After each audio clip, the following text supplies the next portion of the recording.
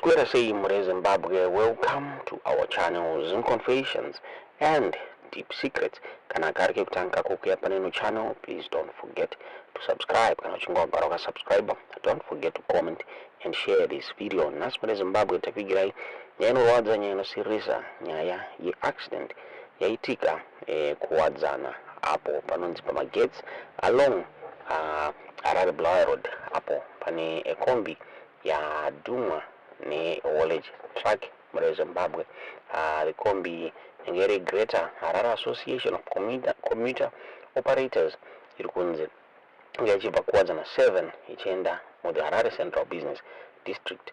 So according to my witness, Abuda Strike kombi driver atatsa calculator achitena in front of an oncoming haulage truck.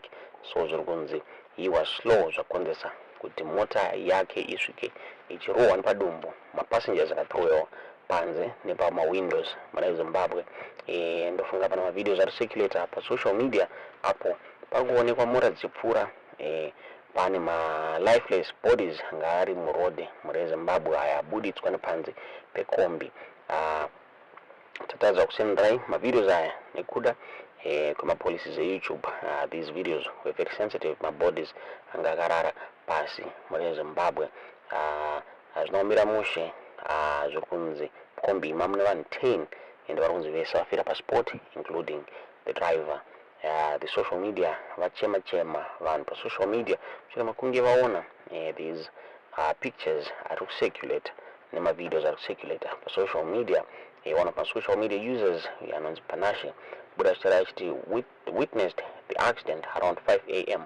dai Mwari atiwanira nyasha.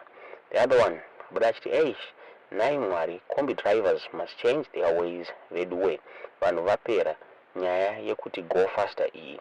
The other one abuda achiti this is said, may their soul rest in peace. Mumwe akabuda achiti road ngaigadzirwe marobot ngaagadzirwe to avoid unnecessary traffic. It said we are losing people on the road every day while the city fathers are quiet at the cost of the poor majority. Other one akabuda achiti my drivers are buying my licenses as not defensive. Drivers must not drive public transport. The other one akabuda achiti tanzwa nekuraiswa namadrivers aya kwaanomanya ndekupi. Nyaya yashamisa ikarwadza vanhu vazhinji Mure Zimbabwe. Tingazive kuti munoona sei nyaya iyi. Tiudze zvamuri kufunga mucomment section.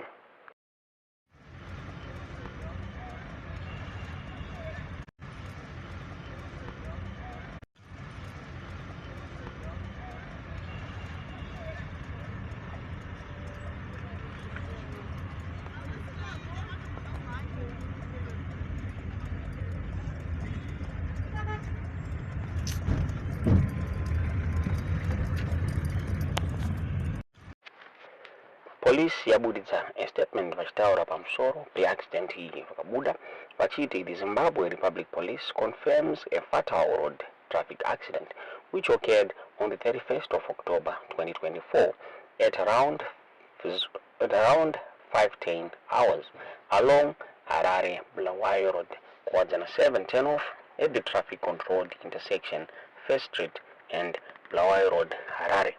5 people were killed while 6 others were injured when a Toyota Hiace kombi with yet to be established number of passengers on board collided with a fuel tanker with no passengers on board. The kombi had turned right into the Bulawayo Road in front of the oncoming fuel tanker.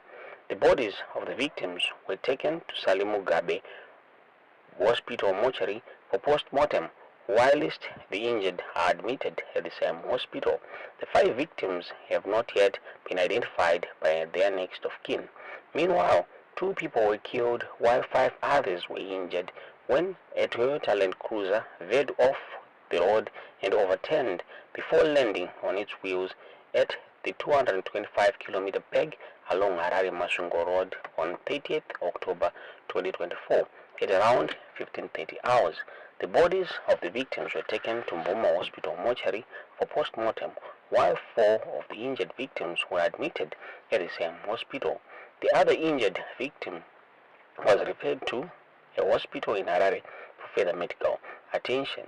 More details will be released in due course.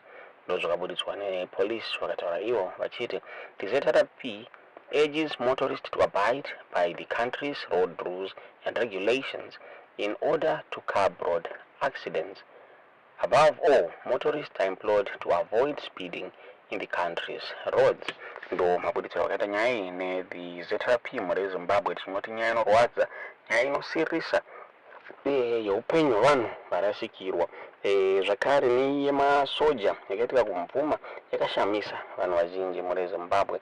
The videos akabuda about this accident atisvangu kuratidzai mumaze zvamurifunga pamusoro penyaya iyi mucomment section.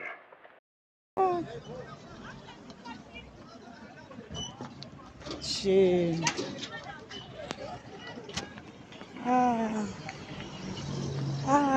Shame. Naimi. Iringa yanga ichipandira umo. Iringa yanga ichipandira umo. Muleni iyo. Kuno kwakusina kana mota ichipandira umo. Saka iyo yanga iri umo. Paya kuno ingaibazika makutoka. Zvaizvezvi tisati tasvika pamvuma. Chata extend mota dzamasoja dzarovana. Masoja akuwara zvakashata. Pakuwariwa. Patotakurwa izvezvi. Shame. My yellow barrette, I think vanenge vachiuya ku graduation yekumucheke. Shame. Anyway. Anyway. Shame.